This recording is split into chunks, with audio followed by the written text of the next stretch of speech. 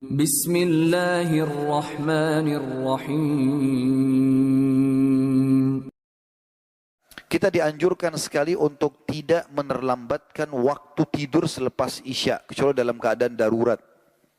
Jadi yang sering kita dengar di Indonesia begadang, itu anjurannya tidak ada dalam syariat. Kecuali dalam keadaan darurat.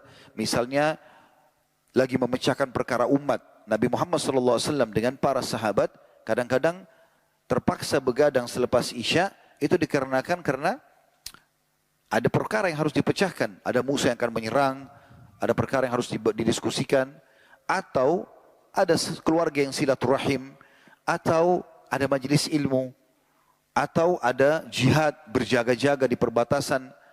Tapi kalau hanya duduk nongkrong omong kosong di pinggir jalan, menghabiskan waktu tidak ada manfaatnya, maka ini tidak boleh dalam Islam.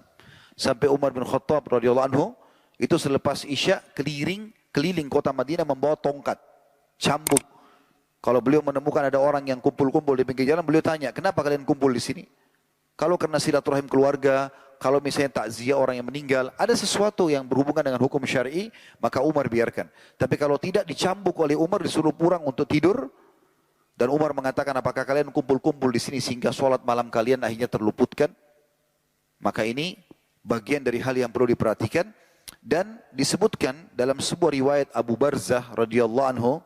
Hadis ini diriwayatkan oleh Imam Bukhari nomor 568 dan Imam Muslim 647.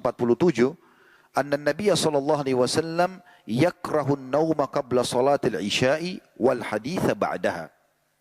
Bahwasanya Rasulullah SAW itu membenci tidur malam sebelum Isya. Kayak kita sekarang habis maghrib nggak boleh tidur. Karena kalau kita tidur nanti kebablasan lewat Isya'nya. Tetapi Nabi SAW membenci juga berbincang-bincang yang tidak bermanfaat setelah Isya. Kalau sudah tidak ada manfaatnya, beliau tidur. Istirahat. Dan kita sudah tahu, kalau istirahat teman-teman medis yang hadir tentu tahu tentang masalah itu. Tidur istirahat di malam hari itu justru manfaatnya besar. Ya. Ditemukan ada penelitian, kalau orang yang tidur istirahat tepat waktu di malam hari, cukup di awal malam seperti habis Isya, dan dia bangun di sepertiga malam. Kalau kita jam 2 tidur bangun untuk sholat malam, ini waktu yang paling bagus untuk kesehatan. Sampai mungkin orang-orang yang punya penyakit jantung, stroke, biasanya di waktu-waktu tengah malam sebenarnya dibangunkan untuk jalan bergerak-gerak. Dia di halaman rumah sakit supaya mereka tidak kena stroke di waktu-waktu itu. Jadi ini ada tanda-tanda kebesaran di sini. Makanya Nabi SAW mengingatkan masalah itu. Dan Abu Daud, Imam Abu Daud yang menulis Sunan Abu Daud menulis bab khusus judulnya Bab Nahi Anis Samr, atau larangan begadang tanpa ada hajat.